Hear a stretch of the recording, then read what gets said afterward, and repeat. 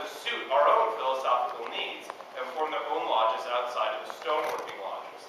That was when Freemasonry came about. This was in Scotland, say the 1600s or so.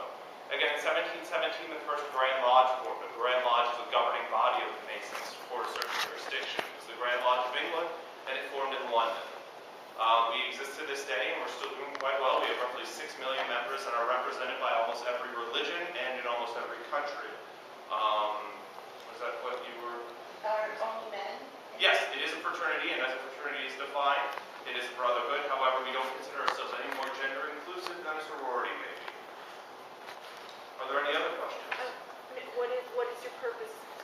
The purpose of Freemasonry is to make good men better and better our communities through our charitable works. We make good men better through our unique fraternal bond, through the social elements, and through the lessons taught within our meetings. We better our communities through the wealth of charities we do. And I say this lightly, it's pretty much serious, but the majority of what we do now in America as Masons is eat a lot and work with charities. So that's about the bulk of what we seek to accomplish, I suppose. And who can join? You have to be a man who is at least 18, in some states it's 21. You have to believe in a higher power, though we don't specify which higher power. And again, I said we are represented in almost all religions, and you can even be a deist.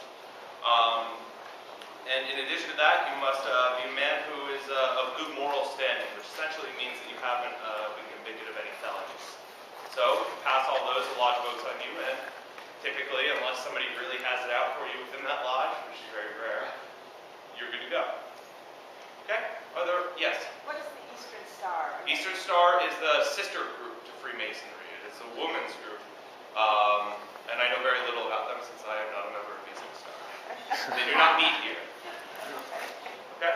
Aren't there like secret rites or something? Yes, there are degrees. They are ceremonial and they are private. They're very ritualized, and they are essentially defined, and I can say this without breaking any of my solemn oaths, as a system of morality, veiled in allegory, and beautifully illustrated through symbols. So that is what our secret rites and rituals are.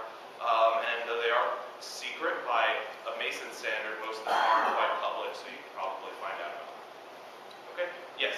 I believe Brother Benjamin Franklin said, the only secret about Masonry is there are no secrets.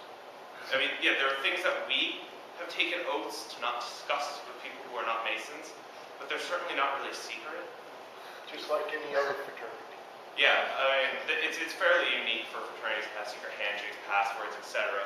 Even the Elks, up to a certain point, which is now largely a drinking group, which is fine, have their own rites and passages. All the Knights of Columbus, the Catholics.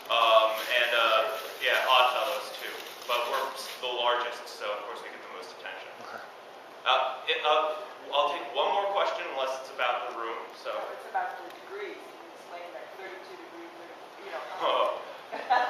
All right, a large misconception is that if somebody is a 32nd degree Mason, they are a really big, high dude. That is completely not true. First of all, there is no degree higher than that of being a Master Mason. All other degrees are considered equal, and nothing is more sublime or filled with knowledge than being a 3rd degree Master Mason. That's what any Mason you meet is.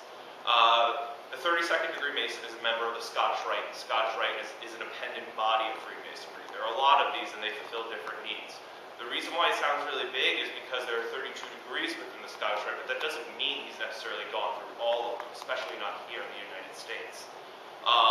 So that's what a 32nd degree Mason is. A 33rd, that's an honorary term, and again, they're still no higher than the regular Mason. It's what I would compare it to is essentially the Nobel Peace Prize of Freemasonry. It means that this specific guy donated a lot of his time or a lot of his money to the charitable causes and to the fraternity itself, was nominated, and you know it's something to be proud of, certainly, but that 33rd degree Mason is no higher than I am, or you know, the chaplain of the next lodge over. So, and unless it's about the room. It is about the room. Okay. All right, and then I want to get us to the next point in the tour. Okay. No offense. I don't.